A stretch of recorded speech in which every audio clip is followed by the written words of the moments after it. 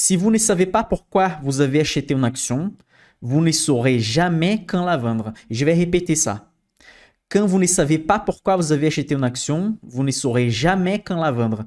Donc, si vous avez ajouté des sociétés dans votre portefeuille au hasard, aléatoirement, comme ça, vous n'allez jamais savoir quand vous avez besoin de la vendre.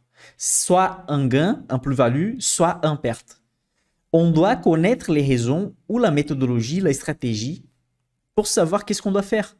Donc, si j'ajoute la société X, pourquoi je l'ai ajoutée? Ah, maintenant elle profite bien de la hausse du marché. Ah, elle profite bien de la hausse de l'inflation. Je l'ai achetée parce qu'elle a battu des records de ventes, parce que je connais très bien la société. Vous devez avoir des raisons.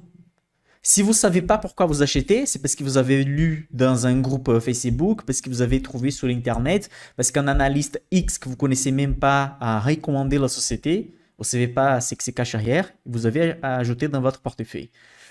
Donc déjà, c'est la question principale parce que ensuite, quelle est votre stratégie, votre méthode? Si vous n'avez pas une méthode pour choisir, vous n'avez pas une méthode pour vendre. Et ça, c'est logique. Normalement, beaucoup d'investisseurs souhaitent bien devenir autonomes pour acheter une société, mais beaucoup d'investisseurs ne réfléchissent pas au moment de la vente. Si vous ne savez pas pourquoi vous achetez, vous n'allez jamais savoir pourquoi vous allez vendre. Quel est le bon moment de vendre? Et du coup, on arrive sur ces petits schémas que j'ai fait ici tout à l'heure pour vous, très simplifiés. Au fur et à mesure qu'on avance sur la présentation, je vais ajouter quelques détails ici. Et donc, on peut commencer avec la question suivante. Les critères d'achat sont encore valides? Et donc, vous voyez, si vous ne savez pas quels sont les critères d'achat, c'est mort déjà pour vous. C'est fini, c'est mort, c'est mort, c'est mort. Il faut revenir, il faut réfléchir au portefeuille, réfléchir aux actions que vous avez choisies déjà.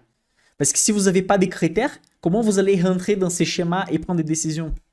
C'est fini. Et si vous ne voulez pas apprendre les critères, vous devez rester le maximum possible avec des ETF. Parce qu'avec des ETF, on ne va pas choisir des critères, on va choisir un indice, on va avoir un panier d'actions et on achète le maximum possible parce qu'on sait que la bourse, elle est haussière à long terme depuis 3 siècles et ça sera pour toujours grâce à des questions fondamentales. Et donc, si vous avez des critères d'achat, on suppose du coup que ces critères sont encore valides. Okay, vous avez choisi telle société parce que vous connaissez bien la société, parce que vous bossez pour la société, parce que vous avez analysé les fondamentaux. Et donc ensuite, vous pouvez vous poser les questions. Les fondamentaux ne sont plus solides, donc à moyen long terme, ou les fondamentaux sont encore solides?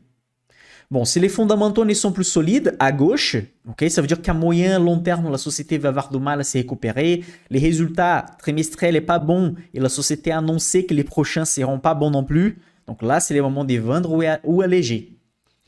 Ok? Donc ça veut dire que vous allez vendre la moitié de la position ou la position complète. Ça dépend du poids que la société a dans votre portefeuille. Ça dépend si les résultats sont très mauvais ou simplement mauvais. Ok?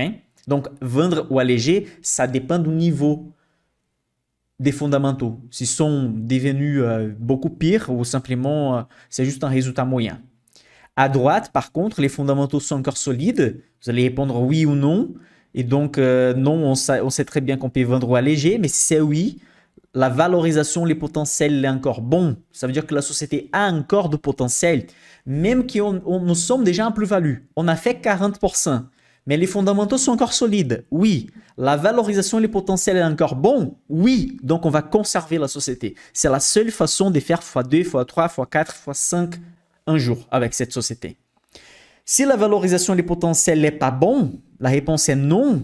Donc là, oui, là dans ces cas, on peut vendre ou on peut alléger. C'est très simplifié. On peut ajouter plein de petites flèches ici. Je pense que je vais travailler sur ça, sur un logiciel spécifique pour faire des schémas comme celui-là. Et je vais partager avec vous sur un autre live dédié à l'explication qu'est du schéma. Mais aujourd'hui, je vais parler qu'est de la plus-value. Pas du moment de vendre un moins-value au moment de vendre au prix juste. Non. Aujourd'hui, les sujets, c'est vendre un plus-value. Donc, on doit analyser la société. Elle a un plus-value, mais OK, est-ce qu'elle a encore du potentiel? Parce que moi, avec Katana, par exemple, je l'ai renforcé plusieurs fois. J'ai acheté à 2 € et quelques, à 2,50 €, à 3 €, à 5 €, à 4 €. Vous voyez? Et donc, à chaque fois, je vais poser la question, est-ce qu'il y a encore de potentiel? Et même après avoir fait 30%, elle avait encore de potentiel. Elle a fait 30%, elle avait encore de potentiel. Elle est arrivée à son sommet, elle a baissé avec les marchés récemment, et à mon avis, elle a encore de potentiel. Donc, c'est ça que vous devez poser comme question. Et bon, maintenant, je vais vous montrer des cas réels du portefeuille qu'on a construit dans la formation Insider. Ce sont des sociétés qui étaient vendues soit complètement, soit partiellement, et qui tombent dans deux de ces cas-là. Ok? Bon, il y a beaucoup de gens ici dans les chats qui font partie de ma formation Insider. Ils sont là pour vous assurer que tout ce que j'ai dit ici, c'est vrai, parce que ce sont des cas vraiment réels et ça reste dans l'historique de notre portefeuille. C'est le cas de Garmin. C'est une société que j'ai vendue, comme vous pouvez voir à gauche, car les fondamentaux étaient plus solides après l'analyse des résultats. Et à droite, c'est la vente des EPIN, qui avait des fondamentaux solides. Elle a encore des fondamentaux solides, mais la valorisation, elle était très élevée. Donc, les potentiels, il n'était pas très haut. Donc, j'ai décidé d'alléger la société.